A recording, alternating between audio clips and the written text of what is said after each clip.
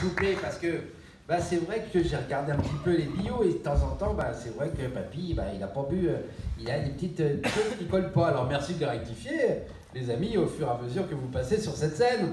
On va recevoir maintenant Philippe Fertrais. Alors, Philippe Fertrais, il nous vient des arts plastiques. Après ses études en histoire de l'art et un diplôme de l'école des arts déco à Paris, il a exercé beaucoup de métiers de l'image. Il a été tour à tour peintre, critique d'art, graphiste, vidéaste, performeur, enseignant en art, directeur artistique, scénographe et créateur d'effets spéciaux pour le cinéma et la télé. YouTuber en 2011, longtemps sous le pseudonyme d'Alzheimer, il réalise des sketchs à l'humour très farfelu. Alors son spectacle, qui s'appelle Pas de soucis, a été joué plus de 200 fois au théâtre de la Contrescarpe. Il y a joué tout l'été son nouveau spectacle, qui s'appelle En mode projet. Philippe Fertrais est très réputé pour son énergie et la proposition esthétique de chacun de ses spectacles. Ce soir, il nous joue un petit florilège du spectacle qui lui a valu d'être remarqué par l'Académie Alphonse Allais. Pas de soucis. Philippe Fertrais.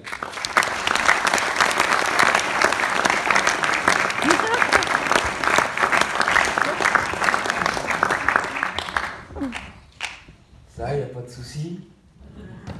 Y a plus de soucis nulle part maintenant, hein. C'est bien, quoi qu'on dise, y a pas de soucis. Enfin, moi, je me méfie que c'est comme tout augmente quand même. Le diesel, les milliardaires, les pauvres, le niveau de CM2 au baccalauréat augmente. Même la réalité s'est mise à augmenter. Oh, j'ai apporté mon petit kit de survie quand même, hein. C'est-à-dire, ce qu'il va falloir, c'est un satellite pour savoir où on est dans l'univers. Des lunettes disco, un petit bout de bois, une voiture. Comment se passer d'une voiture à notre époque, hein. Une cuisine tout équipée mexicaine, un rouleau de scotch, un cheval andalou,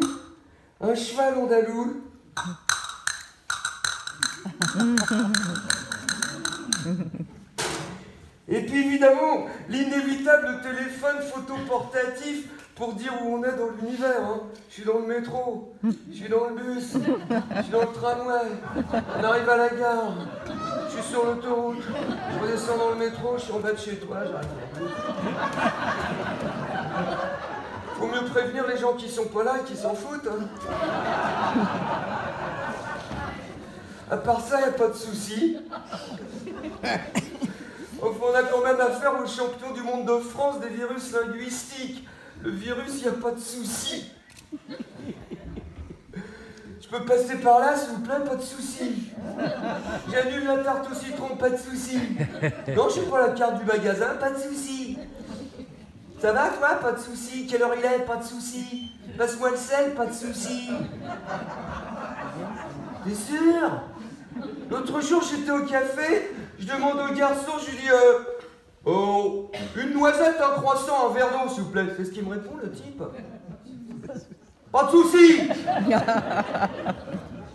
Je comprenais pas l'idée. Je voyais pas en quoi une noisette, un croissant, un verre d'eau était susceptible de lui donner des soucis.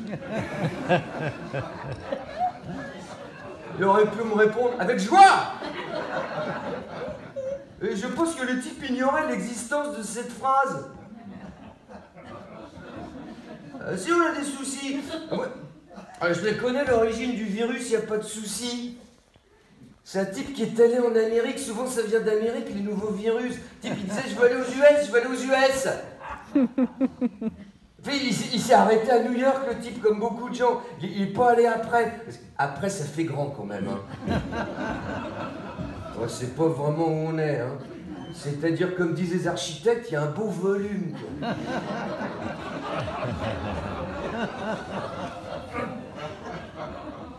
En plus, il paraît qu'il y a quand même des serial killers de 12 ans et demi dans les collèges, hein. C'est moyen. On voit même des évangélistes obèses remplis de glucose et de cholestérol qui vivent dans des goitres et qui chantent trop fort, habillés dans des djellabas fluo, comme ça. Et ça y est, ils ont armé les profs là-bas, hein. En dessous de la moyenne, tu prends 2 balles, hein. Là-bas, ils appellent ça la méthode globale réelle.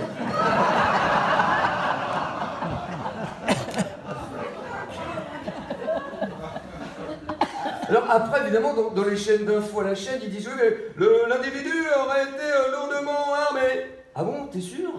Lourdement armé, c'est-à-dire? Parce que lourdement armé, à une époque, lourdement armé, c'était un avion. Alors est-ce que c'est lourdement armé d'un camion, d'une camionnette, d'un cutter?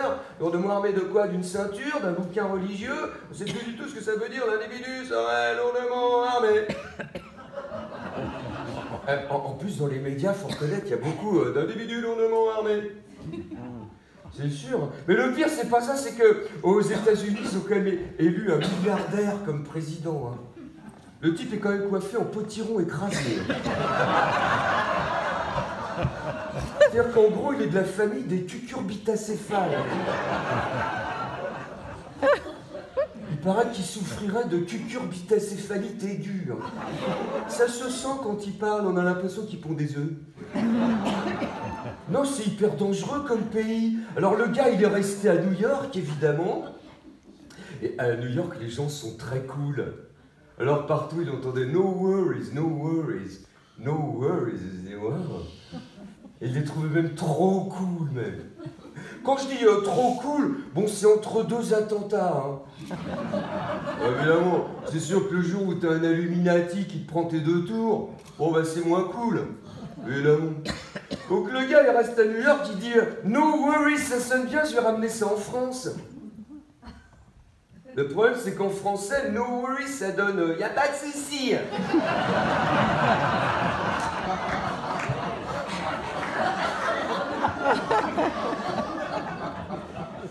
Ça rend moins bien, quoi.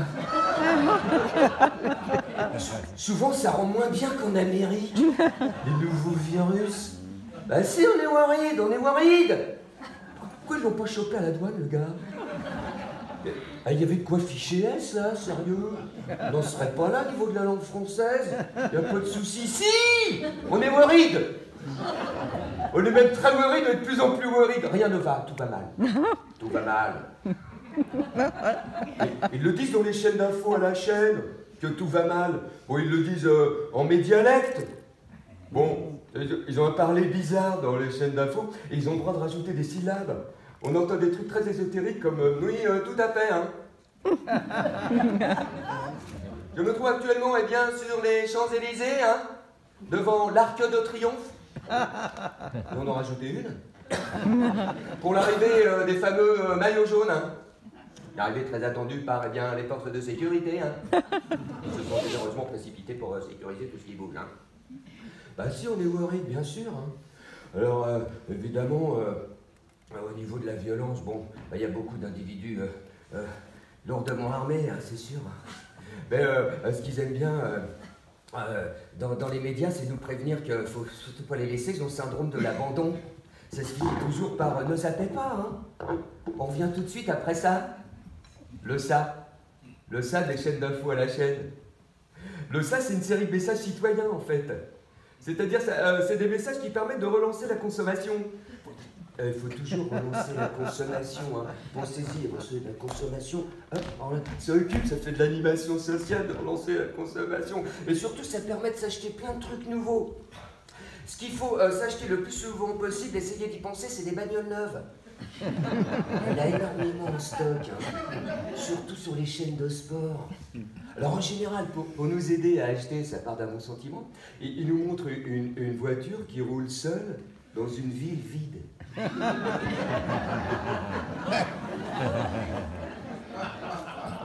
C'est génial, elle est où cette ville?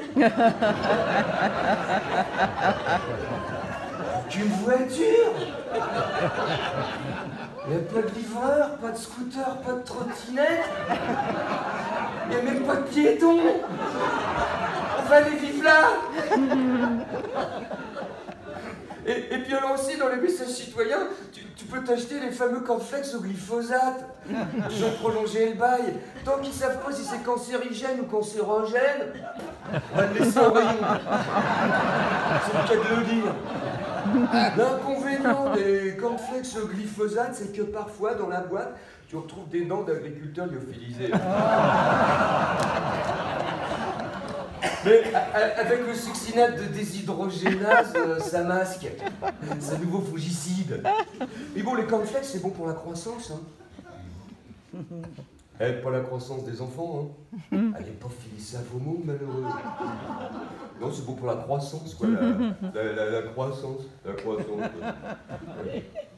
Mais bon, ce qui les intéresse par-dessus tout dans les médias, c'est le président. Que fait le président? Qu'est-ce qu'il a dit aujourd'hui, le président? Il a dit une petite phrase sur laquelle on pourrait chauffer les muqueuses toute la semaine, le président. Parce qu'il n'y a pas de souci, que le président ne doit rien faire. Hein. Alors avant, il disait, le président a demandé au gouvernement de prendre des mesures. Eh ben, normal, on est quand même le pays de l'haute couture. Hein.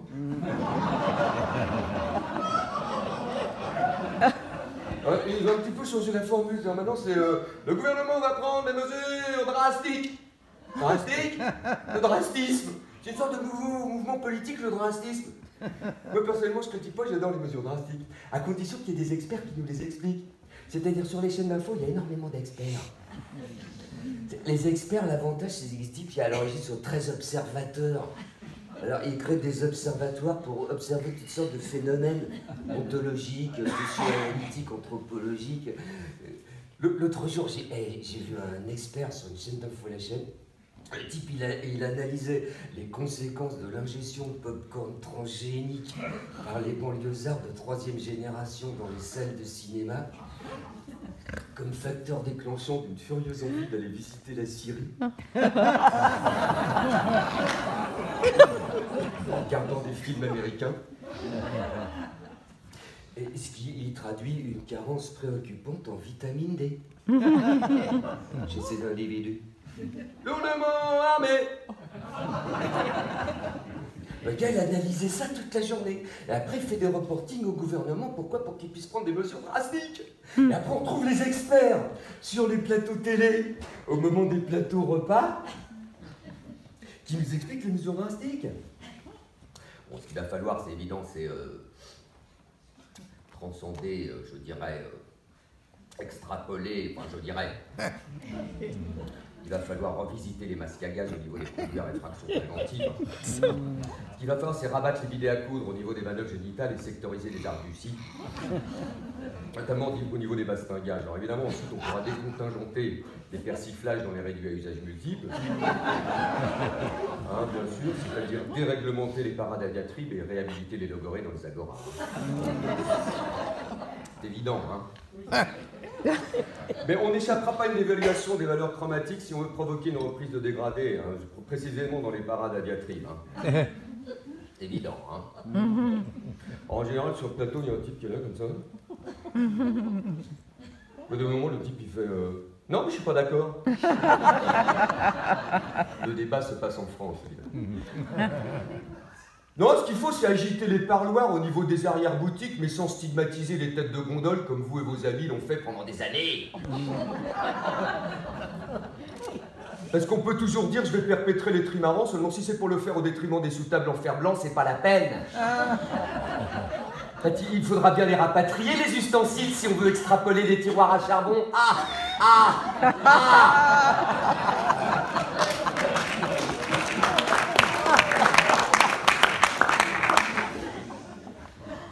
Ce qu'il faut, c'est désamorcer les pétoncles au niveau des masques à gaz. Bien sûr, racler les gaz, rythmer les wagons.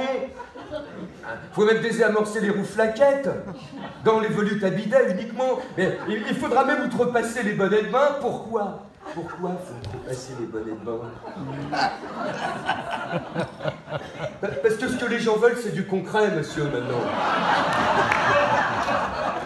Les gens veulent du concret.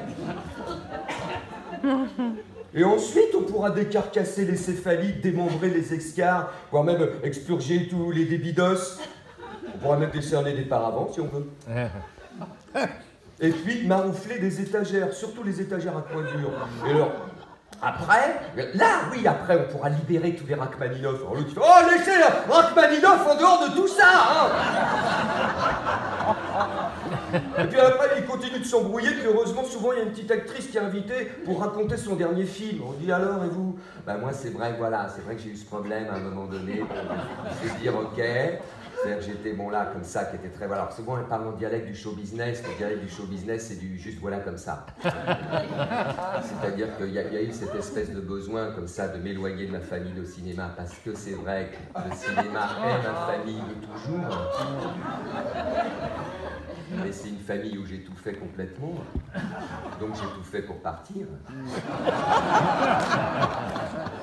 Et je me suis retrouvé dans cette espèce de voilà village, comme ça, avec beaucoup de verre, du verre horizontal, du verre vertical, beaucoup de verdoyabilité, quoi. De verditude, de verdicté, je ne sais pas comment ils appellent ça là-bas dans leur langage vernaculaire. Mais avec cette possibilité de, voilà, marcher par terre. Et ça, c'était juste incroyable comme sensation. Alors, juste incroyable, c'est une petite incroyabilité, c'est juste incroyable, pas plus. Hein. Ouais, ça va. Et c'est vrai que je reçois, non, mais c'est vrai, à un moment donné. Et je reçois ce scénario, alors je sais que c'est Rodrigo qui me l'envoie, parce que ça fait des années qu'on avait envie d'une espèce de voilà projet comme ça ensemble, on se dirait, tiens, pourquoi pas, parce que comme ça c'est vrai. Et je sais que Rodrigo est un metteur en scène qui est très proche de ses actrices. Il a cette espèce de voilà bienveillance comme ça, de générosité, d'empathie. Moi j'adore l'empathisme. J'en fais énormément le mercredi après-midi. Alors il y a cette scène emblématique du film où lui tue sa femme à coups de laser pendant qu'elle est en train d'accoucher d'un alien. Alors on se dit, tiens, il ne devait pas être d'accord pour garder l'enfant. Bon, évidemment, donc ses propres fils le dessoutent à coups de lance-flamme. Mais pas seulement pour venger leur mère, c'est-à-dire aussi parce qu'on sent qu'ils en ont marre d'être stigmatisés en tant qu'androïdes. Et moi, ben oui, mais je suis désolé, mais il faut comprendre cette nouvelle génération qui a été clonée beaucoup trop tôt. Et qui éprouve cette espèce de pulsion cybernétique violente, comme ça. C'est-à-dire qu'on sent tout le schéma parental freudien s'effondrer en pleine fin du monde, et ça, c'est juste génial. Juste génial, c'est une petite génialité, c'est juste génial, pas plus, juste génial. Bon, ça va encore. Bon. Et c'est vrai que c'est ce qui m'a donné envie de défendre ce rôle, c'est-à-dire de le porter ce rôle, de l'incarner. Quand je dis incarner, c'est vraiment le porter dans mon corps, dans mes jambes, dans mon ventre, dans mes poumons, même, dans mes gros poumons même. D'incarner le texte. Et à ce moment-là, sur le plateau, il y a une chroniqueuse qui surgit, Christine Angoisse, et qui lui dit, dans un battement de cils hyper violent, elle lui dit « Je ne peux pas entendre ça !»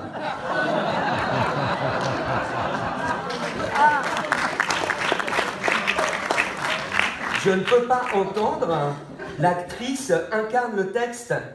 C'est-à-dire, vous dites ça, on entend que vous avez fait un film. Vous dites là, il n'y a pas le texte. Il y a des textes qui sont là, parce que voilà, très bien, bon, etc. Et on voit ça. On voit des formes bouger sur un écran et on se dit, bon, très bien, ça doit être des acteurs.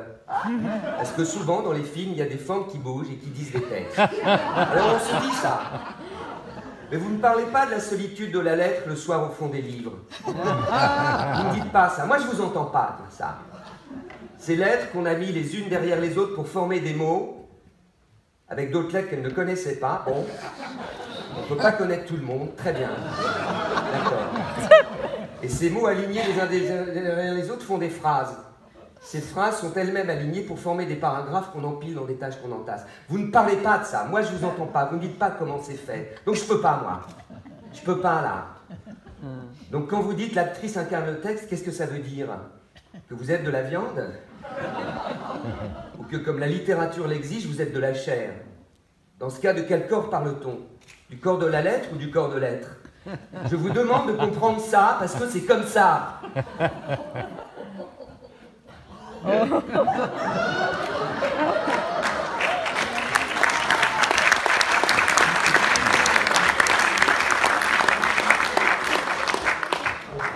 Comprendre ça. On va peut-être pas y arriver, Christine. On est peut-être pas assez angocentrique, hein.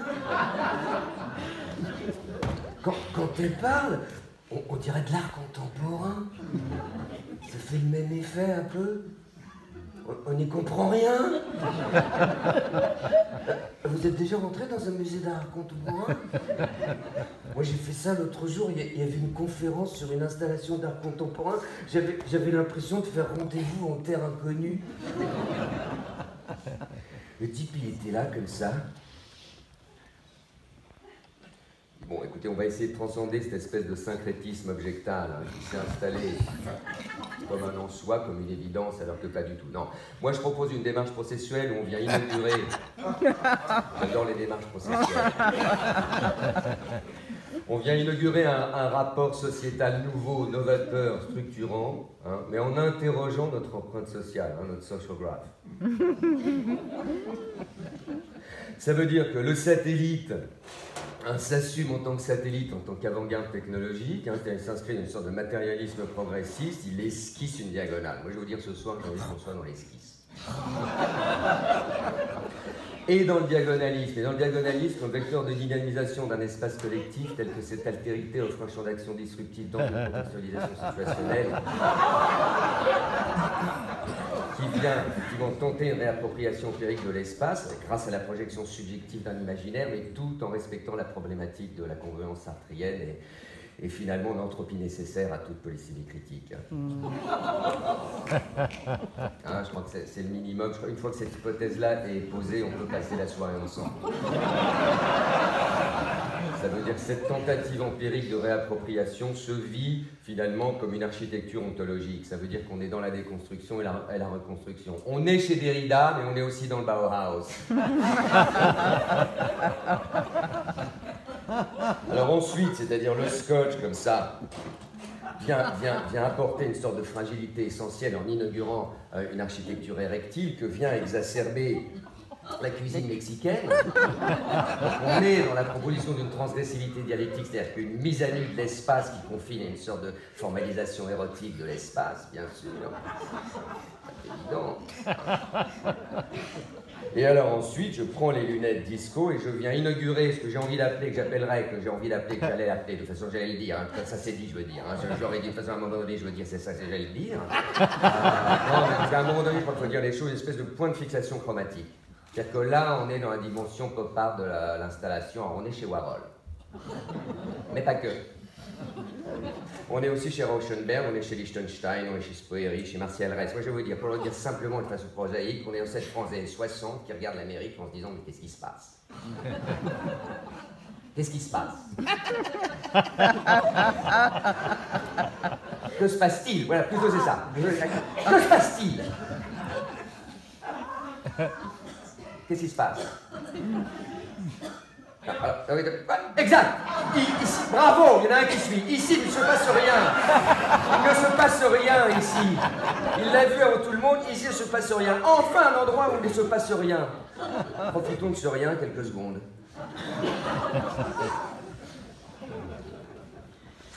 Ce rien, cette vacuité, ce phénomène de vacuité, je l'investis avec le téléphone photoportatif. Et ensuite, je prends le cheval andalou et je lui fais jouer un contre-emploi. C'est-à-dire qu'il est un chapeau bicorne. C'est-à-dire qu'on reste dans l'hispanité. La mise en perspective historique, c'est-à-dire le rapport de l'objet à son histoire. On a quitté Derrida, on est passé très rapidement chez Deleuze, on est chez Baudrillard.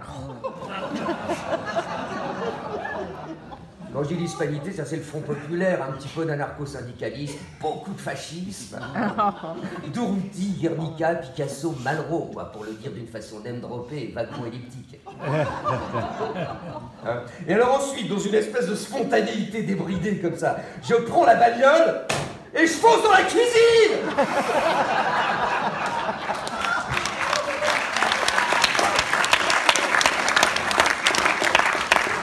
Alors, là, si on n'est pas dans l'abstraction lyrique...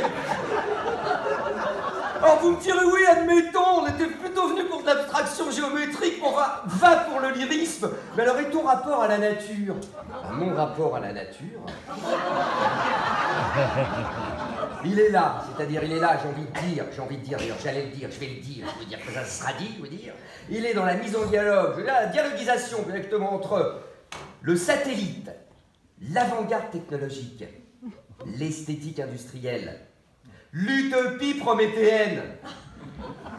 Je le dis avant que quelqu'un le dise.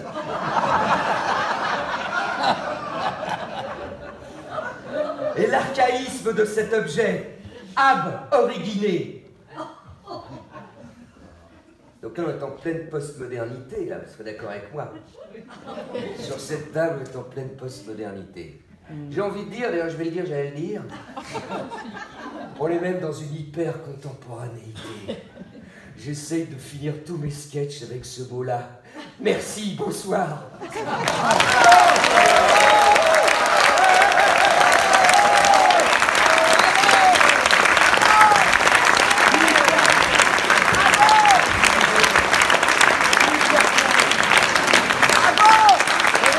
Philippe Bertrand, s'il vous plaît, avec vos applaudissements, multipliez encore.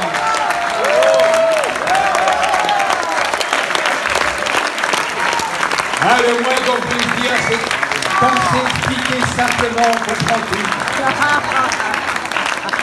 Il y a du niveau, les amis, ce soir. Hein. Il y a un niveau incroyable, vraiment très très heureux en plus de ça de pouvoir vous présenter des artistes. On va les applaudir pour ceux qui sont passés, il y en a encore un qui va venir ensuite. On va applaudir évidemment le niveau de ce soir et évidemment ces académiciens qui méritent cette récompense d'Alphonse Allais. On les applaudit déjà. Alors,